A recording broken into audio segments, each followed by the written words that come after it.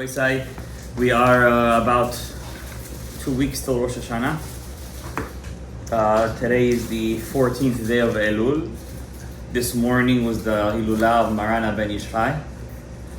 The 13th day of Elul corresponds to the 13 attributes of Rachamim that are opening up in this month. I'm sure you guys all got the text messages. I don't have to say these things anymore. Everybody became a mikubal these days. However, it says 13 times the 13th chapter of Tehillim on the 13th day of Elul. Potchim Kol Sha'arei Rachamim. You guys got those messages? No? Maybe I did. Maybe, yeah. You get it so many of these. You probably don't pay attention. So there's a famous over. It's like Kadura Daniel Firish. Whatever. We got to get to that level where we say it's not just enough to say something to make something work. We also have to do something to make something work. We have to sweat.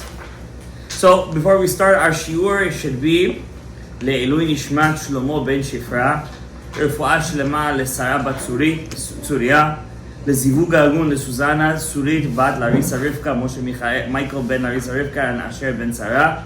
And also for Chazara B'Tshuva B'Mehera with the biggest Hatzlachot and Chazara B'Tshuva to Shira Avigail Bat Ilana Tzvia. Hashem should bless her. They should do Tshuva Shlema Karov Achen Yasum Eloai. Amen. Today I have a special treat for you. It's more a treat for me than it is for you. You know, always in my shiurim before Rosh Hashanah, I speak about Rosh Hashanah. I almost never speak about Yom Kippur. And I always tell the guys who daven here on Rosh Hashanah that really Rosh Hashanah, Yom Kippur, and Sukkot, and Simchat Torah is really one big package. You don't have, I don't know how to explain it to you.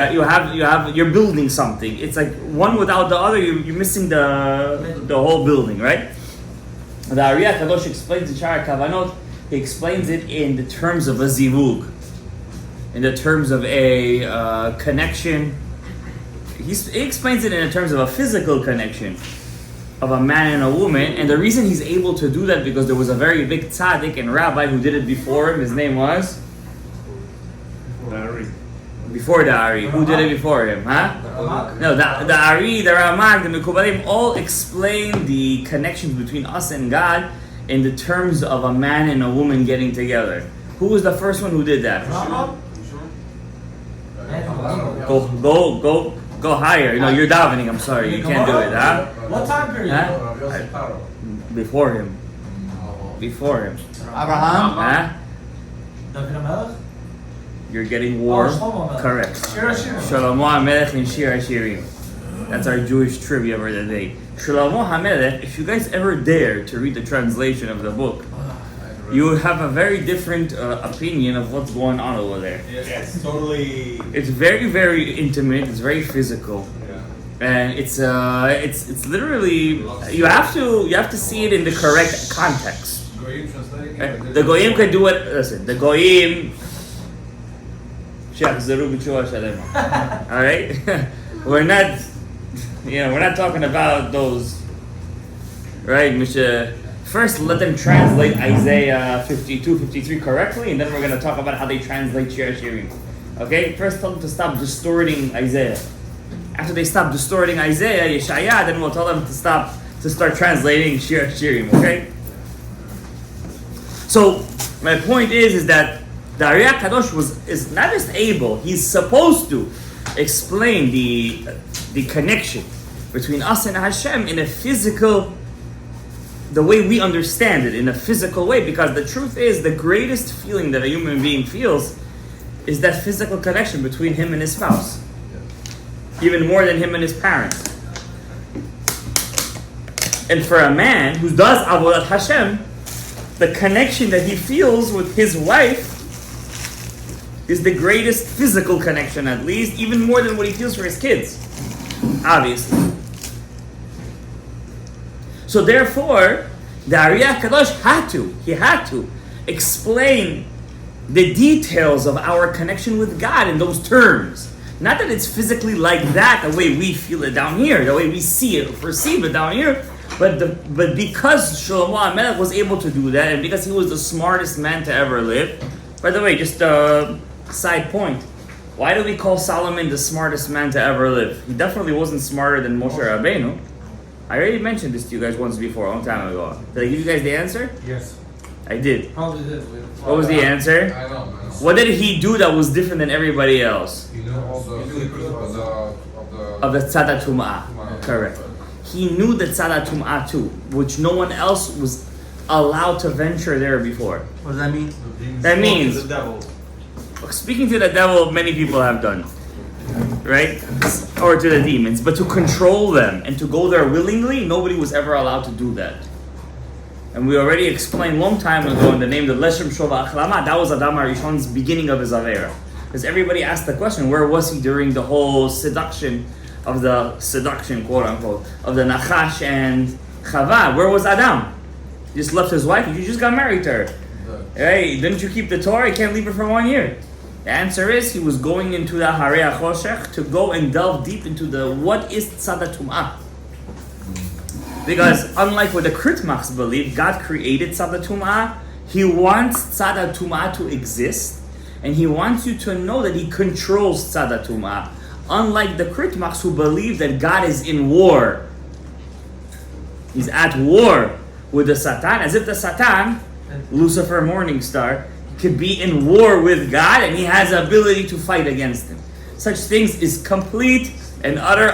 Forget us. It's Avodah Zarah. It's Avodah Zarah. First of all, it's a limitation, complete limitation of God. There's a very funny rabbi. I spoke about him a couple of times over here. Rabbi Gutman Locks.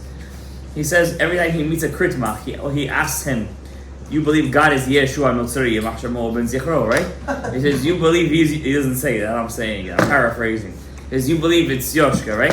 He says, "Yeah." They always come to Yerushalayim. He says, "You believe Yoshka is everywhere. He's God." He says, "Yeah." "Is he in the grave?" Because they believe he resurrected. He ve'enenu, like Chanoch, right? Lahavdil.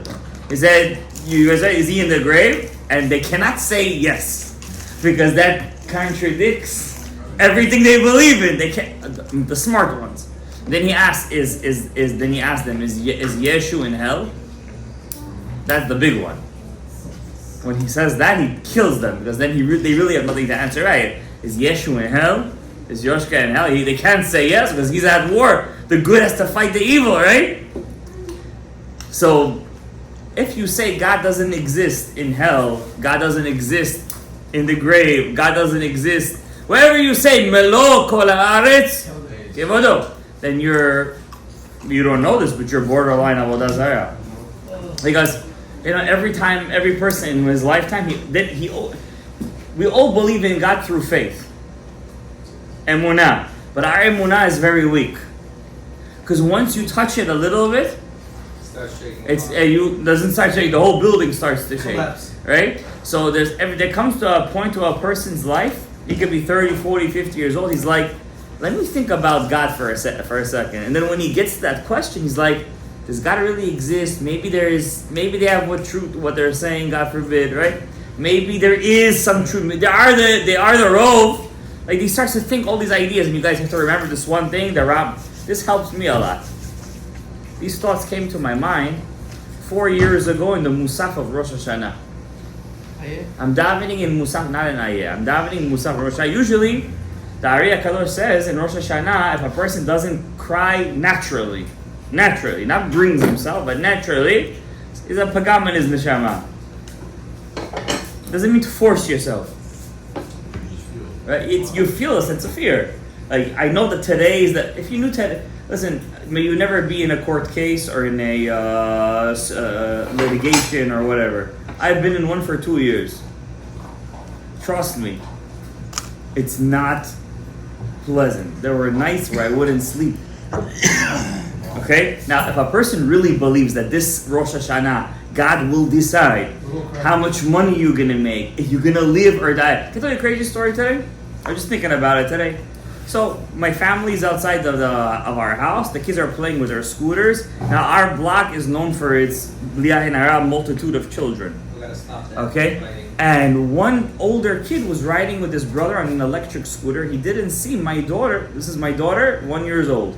She's on one and a half on a scooter like this. And he's flying down the hill. He doesn't see. There's a green fence because of the neighbor's construction. He flies, He's flying, and she's going with a scooter.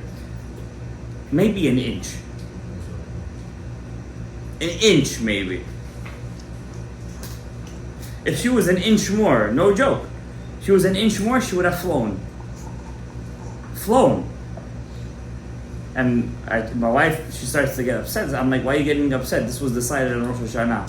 So you better do teshuvah right now. So this Rosh Hashanah, you get another good thing. I always think about it, even though it's very hard. You know, you have kids, you have a wife, you have work. It's very hard to get into that mode of rachamim v'selichot. Like, you come to slichot, even in slichot, you're somewhere else. You know what I mean? But you have to understand that HaKadosh Baruch Hu decides every iota of your life of this year on Rosh Hashanah. Every iota. Those Kiddushim that even though what they were doing, those Kiddushim that died on Simchat Torah last year, soon is going to be their 1 year Yortzeit, it was decided on Rosh Hashanah. If we're going to change anything, it's going to be this Rosh Hashanah. But we have to remember that Rosh Hashanah, important as it is, this is what I was trying to say in the beginning of our shiur, it's still fixable if you do it on Yom Kippur.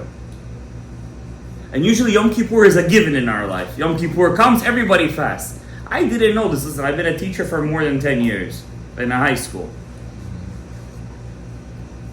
I didn't know that there are kids that don't fast on Yom Kippur.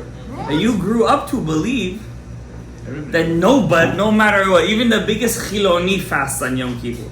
No matter what. But apparently, Baruch Hashem, we have gotten to mid-21st century that there are kids that don't fast on Yom Kippurim.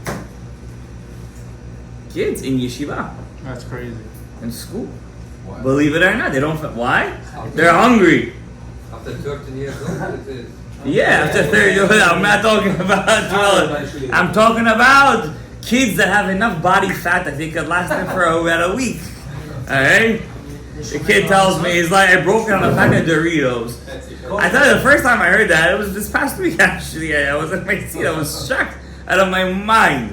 I didn't tell the kid anything, not in the state of God. I'm just like, I didn't know. Like, for me, that was like the red, that and Bris Milah was the red line. Like, a Jew does two things. He fasts on Yom Kippur, and he does a Brit Milah to his kids. That's like, they didn't. And we have to understand that it's our fault as the adults coming in because we're not laying the groundwork. You could blame social media, you could blame whatever, parents, circumstance, it's not true. If you believe in that, you don't believe that you have the power as a Jew to change stuff because of your spirituality, then you don't believe you have a neshama, you don't believe that you have arvut, that you don't believe that you're Kol Yisrael Ayarim Zedazeh. I'll tell you something I learned with the kids. Musar, we do Sefer HaMaspik Le'ovdei Hashem. I've been doing it with them for years already. My favorite Musar book, hands down, The Guide to Serving God by the son of the Rambam. We're talking about before the Ramchal. We're talking about before the Ari. Rabbeinu Avraham ben Rambam, The Guide to Serving God. It's a phenomenal book. I told you guys many times. A book that's, I don't want to say, it's like written for our generation. Like copy-paste for our generation. He writes over there something very interesting. There's a chapter called The Battle. Hama'avak. That's what it's called. The Battle. So I'm doing this chapter with the kids. Why? I don't start from the beginning of the book every year. Because I know they don't listen anyways. So I go every year chapter. And as the years progress, I just continue. Right? So this year, I'm towards the end of the book. I'm in the chapter called Hama'avak, The Battle. He writes there something interesting, Rabbeinu Avraham ben Rambam. Listen to this, guys. The son of the Rambam. Remember, the Rambam got married very late. He had only 2 children, a boy and a girl. That's it. He got married very late. He was the primary breadwinner. He believed that a man should not get married until he has a house. His son. He believed, the Rambam himself. He writes in this Halachot Rambam. He has a house and he has a form of living. That's what anybody who does Chanukat Habayit for a living, I try to retire from these things. It's one of the things that I do not like, to come to people's house and do Chanukat. Not that I don't like. I mean, it's just, you know, there's sometimes you have to graduate from a certain job. You know what I mean? So in his, one of the things we read in the Chanukah Habayit, it says over there, the halachot of the Rambam for the new house, right? And he writes over there that a stupid man first gets married, then finds a job, then buys a house. That's what he writes. There's a smart man first finds a job, buys a house, and then marries a woman. This is the Rambam's words, black and white. Every Chanukah Habayit, we read it. He has to be Syrian. Yeah? He has to be Syrian or Persian. The Persian is more, they have to have a couple of zeros. But is that normal in our generation? I don't know. I personally did not do that. Am I stupid? Maybe. Okay, according to the Rambam at least. I personally did not do that. But the Rambam does say it. So the Rambam got married very late. He only lived till the age of, I think, 69. He didn't live a long life. For his time, you might call his life a long time, right? Okay, who knows how long Jews lived back then? He was a very healthy person. He denounces salt in his book Mishnah Torah. He denounces it. He said, remember, sugar, or white sugar that we eat today, was not existent in Egypt back then, as we know it, right? Maybe there was cane, natural raw sugar, but not a lot, right? The main thing, the flavor of food comes from salt, right? He denounces salt. I didn't say he denounces it completely, but he denounces the extreme usage of it as a flavorable, part of the recipe of food. He doesn't like salt at all. And he's very, very pro in his book, working out. When I say working out, I don't mean, back then there was no gyms. What I mean is that a person should always be in motion. That's what he talks about in his book. A person should always be in motion. In his book, Mishnah Torah, he even talks about how you take a shower. First you wash your head, then the right hand, then the right hand, then the left hand, then the body, then the right. Right? He has like a play-by-play how a person should live his life. He talks about health. He talks about a person shouldn't be too much b'mishgal. Rambam writes over there, a man who's overly kofet ishto, let's call it. Kofet ishto. He's a person that will die young. He likes. That's what he writes. He's overly. He likes the chimney. Yeah, the chimichangas. Right? He will die young. And he even claims, the Rambam, in his book Mishnah Torah, that they used to live a long life in the time of Adam HaRishon is because they were overly celibate. Wow. This is his claim in his Sefer Mishnah Torah. I don't know if you're going to live till 930 years old, if you're going to practice celibacy to this. We don't see, I don't know. We're talking about 1,000 years ago, easy. 950 years ago. What I'm trying to say is the Rambam had his son very young, and he called his son the diamond of his eye. For him, his son was his whole life. His son, as 19 years old, succeeded him as doctor. He was a very young doctor. He was very, very successful. He was the chief rabbi of Egypt. The viceroy and the sultan of Egypt listened to him. He was a very smart man. And for about 7-8 generations, the chief rabbinut of Egypt passed down to the descendants of the Rambam. It's a very long time for one lineage to pass down, right? So the son of the Rambam writes in his book, Hamaspik Lo. We don't have the whole book, by the way. The book is about 75% existent today. About 25% is gone. He writes over there that a person has a soul and he has a body. He says when a person grows, when he's born, his soul is connected with his body, but not completely. The soul still has a certain barrier between it and the body. As you grow older, the soul manifests itself, and the combination of the body and soul starts to become more and more closer. And he writes over there, if a person in his teenage years doesn't try to manifest his soul to overcome the body in his teenage years, when he becomes an adult, it will become very difficult for him to realize that his soul has a different purpose than his body. Because he writes that a person in his life has two purposes. His body has a completely different purpose, and his soul has a completely different purpose. But he doesn't understand, as he grows, the soul connects naturally with the body. And if he doesn't try to manifest the neshama over the body, then he will never defeat the body when he gets older. So these are beautiful guys. These are words that you're not going to find in any Musar book. These are, how you say, milim kedor banot. So as we get to the days of Rosh Hashanah and Yom Kippurim, we have to understand that every year we have a chance lechatchila to overcome that desires of the body. Because we're getting to Rosh Hashanah, Yom Kippur. Rosh Hashanah, you see, I don't like to call it Yiridat HaDorot, but in a way it is Yiridat HaDorot. Rosh Hashanah, first of all, in the older generations, Erev Rosh Hashanah, everybody used to fast. It's written down the Shulchan Aruch. People used to fast Erev Rosh Hashanah. Till today, people do. The day before Rosh Hashanah, people used to fast. There was no kind of thing going into Rosh Hashanah. The day of or the day before? The day before. They would go into Rosh Hashanah with a full stomach. No kind of thing. It was not. It was not only that. The Mefarshim say that the day before Rosh Hashanah was considered such a fast that if a person would start doing it, he couldn't do it in Hatarat Nedarim. It was such it was like a known thing. People used to fast the day before Rosh Hashanah. Selichot for people back in the day was not something that was a mabakach.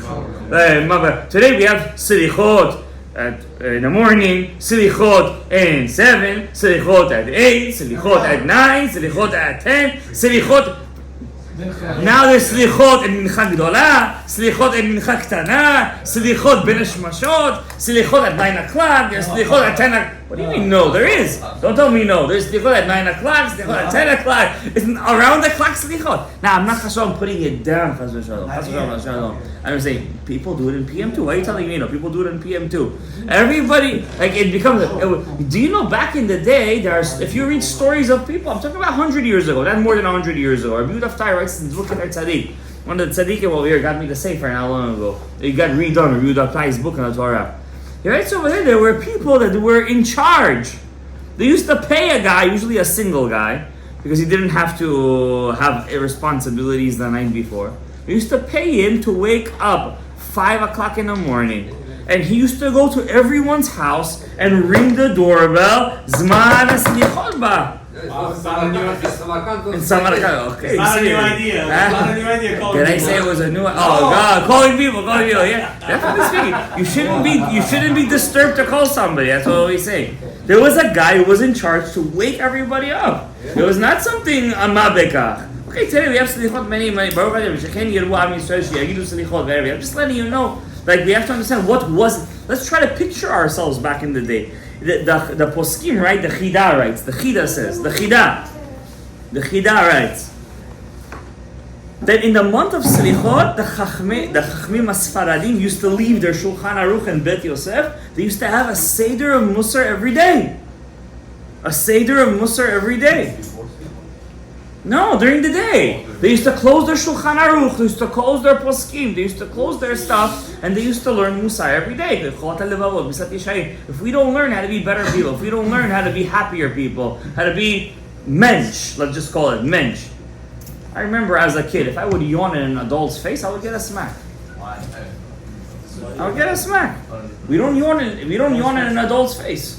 It's disrespectful. Today in class I sit down, there's 5. Forget about Jews. I was a young guy, 21 years old, in college with an Italian professor.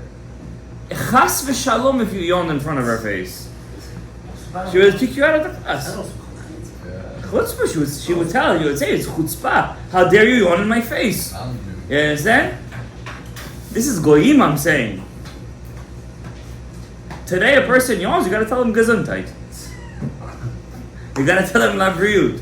Just an example, I'm just saying stam out of my head. Musar, you have to learn how to be a mensch, how to be a person. There was an old guy who used to come to this shul, an old guy. When I was a young kid, I don't know, you could still call me young. I don't know, I see myself full of white hair and my beard, sometimes I get scared. But as a young guy, when I see this old guy, he used to get me on my nerves, this guy. He used to read in Bukhari tune. He used to make me crazy. He used to go slow. He used to like getting things his way. He would always win, and the rabbi would always take his side. That would tick me off even more. Today, I wish there was people like this in the Beit HaKnesset. He sent his friends. Don't say that. It's just a sense of maturity, you know what I mean? That's called musar. What's musar? Musar is to look up to the previous generation. They were the ones who did it better than us. The goyim say they're closer to the monkeys. There's nothing to look up to over there. They're kofim. What's there to look up to? Nothing to look up to over there. But us, we look up to the previous generation. We want to be like them. They were closer to Har Sinai. We don't know if we're going to bring the Mashiach. We all thought after October 7th it's going to be over here. The war is not stopping. You know, they just tried to kill the Goyish former president yesterday, right? They tried to kill him again. While he's playing golf? While he's playing golf.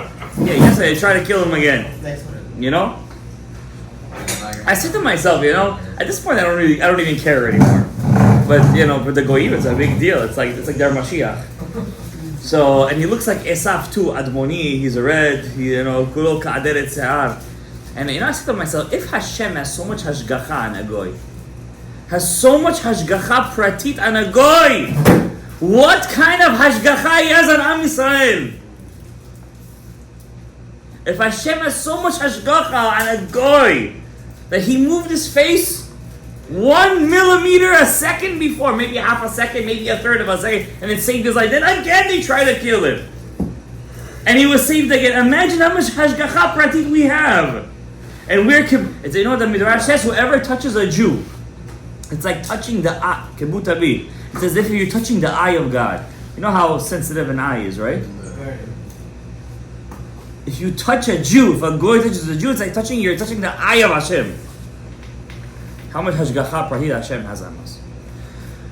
So without further ado, I want to start the vidui, the confession that we say on Yom Kippur. Guys, on Yom Kippur we have 5 confessions. Yeah. They're all called vidui agadol. There is vidui Rabbeinu Nissi, that's what you're talking about. But every vidui on Yom Kippur is called vidui agadol, the great vidui. We have an arvit, shacharit, musaf, ni'ilah, and from where do we learn to make a vidui on Yom Kippur? Anybody knows? It's in the Torah. It's in the Torah. And that day, yichaper alechem. Yeah, there is vidui. And who used to make vidui for Am Yisrael that day? The Kohen Gadol. Okay, so if you're with me, whoever doesn't have a Hebrew, whoever doesn't have a piece, there's in Hebrew over here. Okay, more books, page 127. Whoever got the page, we're going to tell you this book was written by my rabbi in Eretz Yisrael. It's in Rashi letters. I don't know why he did that. I guess he likes it. So first of all, when we do vidui every day. Every day we do vidui at least how many times, guys? Twice. Huh? 3 times. Shacharit, Shacharit, Mincha, and Kriyat Shema Lamita. Page 127. Alright? Yeah, Kriyat Shema Lamita, you're all supposed to do vidui, right? The Ari HaKadosh says there's a couple of things that save a person's neshama that can make it go straight to Shamayim when you go to sleep at night. What are they? I don't know. I can't tell you all of them off the top of my head, but number 1 is to say vidui before you go to sleep. And if you get a specific avera that day, to say number 2, give tzedakah that day to somebody you don't know, and he doesn't know who he got it from. What's the third thing that I think there's 4 things. The third thing is when you wear tefillin to always think that you have tefillin on your head. If you do these, there's 4. I think there's 4. But if you do these 3, what's the 4th thing? We gotta check. You gotta check your tefillin. Touch. That's not what he says.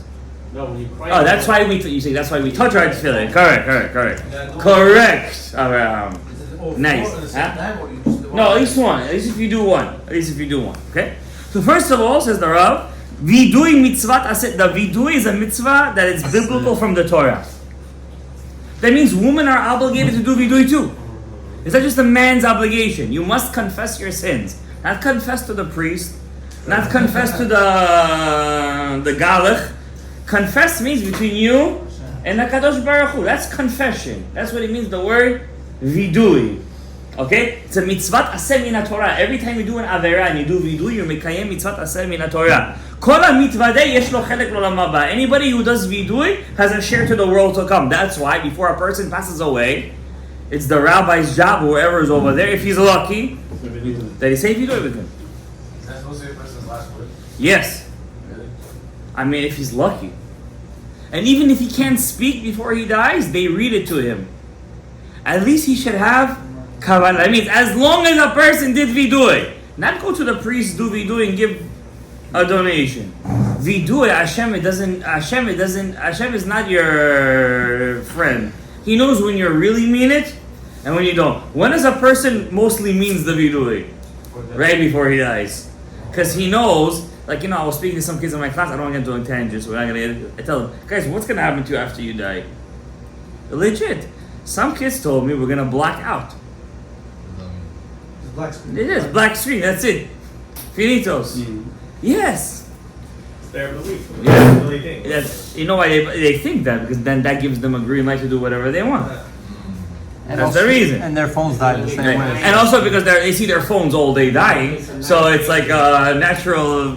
You're gonna miss a nice angel. Yeah. But tzarich, now here's a halakha. Tzarich lidvadot kshu me'omad. You have to say vidui when you're standing. So if you're sleeping at night and you remember I gotta say Kriyat Shema Lamita and you're up to the vidui part, when you say vidui, you must stand up. Vidui is done standing up, not sitting down and not laying down. Okay? That's guys didn't know that one, huh? Is that we actually do after this one, Kriyat Shema Lamita? In other vidui, they're talking about. I'm talking about the vidui after Kriyat Shema Lamita. Right after. All viduis, especially that. I'm pointing that one out because mostly people, you know, you're already lazy and you know it by heart. You've said it so many times, so you say it already in your bed like that. You know what I mean? But no, you gotta stand up when you do it, or say it standing up, or skip it. Really? Yeah, don't say it laying down. That's disrespectful to the vidui. That's not doing the halakha properly. Okay, and you can't. And we're gonna say, we're not gonna get to it for sure, but we're gonna say over here one of the averot that we do al chet. You know, they srach. You know, Sfaradim. That's what we say. Srach. You know, they say al chet, al chet, al chet. So one of them al zadinu. What's al zadinu? The word zadinu. That's the Zion of the vidui. Zadinu. What's zadinu? We knew what the avera was, and we still did it. You say vidui on that every single day, by the way. It's the Zion. Look at the Zion, huh? Zadnu. No, but in the al-chet, it's asher zadinu. In the al-chetz. So let's say zadinu. That's what it means. What's zadnu? We did it. We knew what we were doing, and we still did it. But you know what the great thing is? You still say vidui on it. I mean, it's good. We're good. Right? And why do we, what? We're going to get to Pesha. Pashanu. You say Pashanu. No, there is Zadnu, then there's Pashanu. No. Zadnu is I knew what I was doing. Even if it wasn't in a rebellious way. Pashanu is deeper than that. It's worse. It's more of in a rebellious way. I did it, even though I didn't want to do it, I still did it. That's true. You could do 2 hours in one shot. It's a free-for-all. You could do 2, 3 in one shot too. Right? Let's continue. Then we say, and you have to say the vidui ad amirat al chataim sha'anu chayivim aleim arba mitot beitin. Let's say you're sitting on Yom Kippur, you're standing on Yom Kippur. You know the in the Chazara you do also the vidui, the kohen, the chazan, the shliach tzibur does the vidui too. And you're already tired. Let's say you're an old guy. When can you sit down? Until you say the words al chataim on the chetz that we're chayav arba mitot beitin. Remember that. That's the part over there. What's the source of that? Number 3, Mishnah Brura. Mishnah Brura. Once he says Al Chet Medin, you can sit from that point. Mishnah Brura. Yeah, for all the Al Chet you have to stand. Yeah, it's a Mishnah Brura. Mishnah Brura, Sif Katan Yud. Okay, Sif Katan Yud on the Siman of the Shulchan Aruch over there. Right? And now when you say Vidu, you can say it Zikifat HaRosh.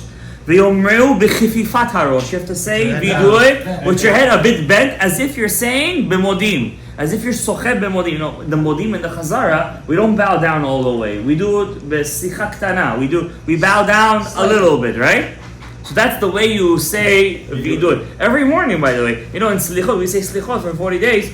That's how we have to say vidui in the morning too. Right? B'sha'ah shemitvadeh, the minhag is she'ikach be'egrof. We gotta make a fist now. Some people go like this, that's the prevalent way. Some people go like this. There's a reason why for both of them. Huh? That one I never heard. That one I never heard. Right? I do it like this. Like this. Right? That way, because the pasuk says, well, first of all, why we do it? Yakeh be'egrof yemino has to be with your right hand. Your right hand, not with your left hand. Even if you're a lefty, you don't go like this. How do you do it? By the gut, with your right hand. Right? No, he does it with his left. No. Where's your heart, Jonah? Your heart. Yeah, he's doing it right. He's doing it right. Yeah, he got it. Yeah. You guys confused Yeah, you. The heart, as you guys know, is under the dad. Says Rabbeinu Ben Ish Chai, 3 fingers under the dad. 3 fingers under the dad. The dad is your chest. Yeah. Like total muscle. Great. Thank you. Chest. Huh? About 3 fingers, right? Everybody who knows, you feel your heartbeat. It's not in the middle. It's a bit to the left, the center left, under the dad, under your left dad. And why do you hit with your right hand to say to your heart, Ata garamtali? Who is the one who caused us all of this? Your ta'avot. Your taivas. Wow. In over here. Because the mind sees, but the mind is also a very cold organ. What's the organ in you that puts the fire on? The liv. Liv nitivot chokhmad, lamed bet elokim. What tells us with the fire on? Yeah, the fire. No, the eyes see, the brain comprehends. But we always say mind over matter. You understand? Mind over matter. The mind is always if the mind wants to be in control, he could go through. You ever see Navy SEALs going through training? You ever see that stuff? It's torture. How do they do it? It's complete mind over matter. These guys are like trained to be snipers. You ever see sniper? People just think you're just looking through a telescope and you're like, and these guys are crazy. These guys are cold-blooded killers. Mind over matter. Everything is on. You ever see a guy learning Torah in Yerushalayim with 100 degrees and he's sweating bricks and he's wearing a wool tzitzit, a coat, a hat? Hey, it's mind over matter. These guys, he's just sweating bricks over there. You ever see a father with 7 children taking care of his kids, sending him on a trip and putting him on a plane? It's all mind over matter. If it was his heart, he would throw them off the plane. It's all mind over matter. A Jew. The Jew is the greatest fighter in the world. Nobody sees him, nobody judges him, but he knows Hashem is watching him.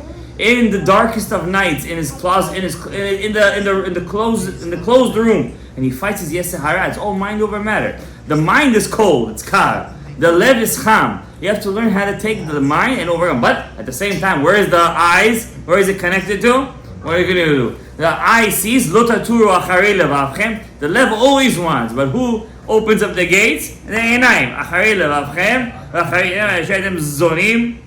Achareihem. Alright? Va'afilu keder sh'sorei modim. Now, ata garamta li, you were the one who did it for me, right? Who brings that source? The Magen Av and the Eliyahu Rabbah. Right? And according to the Sod, why do we hit with our right hand? Why? Not the left. Even if you're a lefty, you don't hit with your right hand. You hit with your right hand. You don't hit with your left, you hit with your right. Why? Your right hand is chasadim. Your left is in the left, the gevurot. You have to hit it and bring the chasadim to the gevurot. Right? Then, according to the Sod, you have to hit it 22 times. Every For everyone, Hashem, by God. No, according to the Soya, for all the alphabet, because everyone he made a pagam on. I just want to finish this paragraph. Alright? And the pasuk says, there's a pasuk that proves it, lahakot be'egrof rasha, to hit the rasha with an egrof, a fist. Yichaven shemitvadeh al chav bet atvan, letaken kol ma shepaga b'hem. Have kavana when you say vidui to fix all the 22 letters that you made a pagam on them. Od yichaven, this is my favorite, lichlol kol hachataim she'ino zocher litvadot. When you do vidui, you have to be conscious of the averot that you did. But you have to have kavanah to include inside all the averot that you don't remember. Rabbi says, this is in the Torah. Umedin arvut tzarich litvadot gam al pishei chavero. Let's say you have a friend that's a rasha. He's a good guy, but he's a rasha l'makom. Have kavanah to do vidui for him too. Yes, medin arvut. From the din of your Arab, Kol Yisrael, Arabim Zay, you're a guarantor for your friend. Yeah. If you do this whole survive, it's still count like you did it, or it counts as only did it? It might count also for him, but you get a mitzvah, v'ahavta l'recha kamocha over there. And that's the secret, he says over here. That's why we do vidui b'lashon rabim. What's lashon rabim? We do it in plural. Ashamnu, bagadnu, gazalnu. Including everybody, especially the ones from your own shorish neshama, right? Because you have to all remember sometimes, guys. Sometimes we sit at home and we're minding our own business. Inside us comes the yetzer hara that burns our neshama. It's from somebody else. It's from somebody else. He's from your shorish neshama, and he's over there doing right now shtuyot, and his arevus hits you. That makes a lot of You sense. understand? And you don't know where it comes from. It's like Shaul HaMelech, Ruach Shtut comes inside of you. You don't know where it comes from. You're fighting it. It's not your fault. No. It's not your fault completely. Completely. You at the end did it. It is your fault. You at the end did it. Nobody told you to pull the trigger. You're a part of it also. Right? You're also a part of it. It's not the same end. Right? It's not 100% you. Correct. That's why Shaul HaMelech Tzaddik. We still call him a Tzaddik. Shalom. But at the same time, you have to understand, you also have arevut.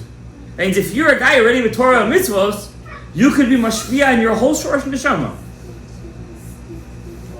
It's up to you. That's why we say Asham nu baganu shara kavanot. This is the source of shara kavanos. Guys, it's worth it just to hear this one paragraph. Just to hear what's the first paragraph. What do we have kavanah and vidui? I'm gonna go quick. Now this is also what I like to hear. Hine ba'agdamot havidui b'sidur rashash ha'adom. In the sidur rashash, the red sefer, it says. Why red? Why not this color? That's a story for a different time. How many sidur rashashes there are? All right. Katab. He writes. Rashash writes this. Al yedei charata v'azivat achet, by regretting the avera and leaving the avera, not vidui, just leaving it and regretting it. That's something you do in the heart, and every day, hopefully. But that's something that's not you say outside. Zidunot naasu shgagot. Your averot that you did on purpose become like mistakes, accidental. V'al yedei avidui. Who writes this? The Rabbi says the Rashash. V'al yedei avidui. And if you do the vidui, hashgagot naasu zechuyot. Who writes the Rashash? Your shgagot, which you turned, which your zdonot became shgagot. Now your shgagot, which are accidental, naasu zechuyot. So admitting it is like the hardest part? Yeah, it is. In a way. Because I once had a professor, a Jewish one, in college. I never forget this. He wrote a J. Mullen. Sounds like a whiskey company. J. Mullen. He wrote a book on feminism. Like, this guy was crazy. Like, I'm telling you. Like, he was a sociology professor. Like, this guy was nuts. He once said in class, that was the one thing I remember about it. I never tried to mess with my professors because I knew they were all anti-Semites. I never forget it. He said the whole class, looking at me when I said this. He's Jewish. The hardest thing in life to do is to say I'm sorry. He said that? Yeah. To admit that you made a mistake. To admit it. When you say it. But obviously, I'm not talking about a psychopath. When he says I'm sorry just to stab the guy. I'm talking about a regular person, right? When he says I'm sorry, he admits he's making a mistake. So right away, one Schwarzer gets up and says, what about thank you? That's number 2. Say thank you is number 2. Never forget, he's like a goy, the guy. He was nice to me in a way, but give him that kav zechut, you know? But at the same time, even the goy, the hardest thing in life is to admit you were wrong. To admit you were wrong. I just saw an interview of a guy, the disengagement from Gaza when they kicked the Jews out of Gaza. So one of the ministers, Jewish minister that was in that time, under Arik Sharon, his name was Meir Shitrit. He was in charge. He said, yes, kick the Jews out of Gaza, give it to Hamas. So the guy is giving him an interview and he's saying, will you admit right now it was a mistake? Did you believe it? After a Simchat Torah. You know what he said? No, it wasn't a mistake. Well, he's still alive. Still holds b'meret shelo. Still alive. Still holds it. Yeah. Well, I don't know, but it's hard. It's hard to admit that you were wrong. It's hard. It's a very hard thing to break. It's to break your essence, right? Existence. But if you say vidui and you admit, you're admitting to Hashem. You're admitting to Hashem. Your zedunot that became shigagot now become what?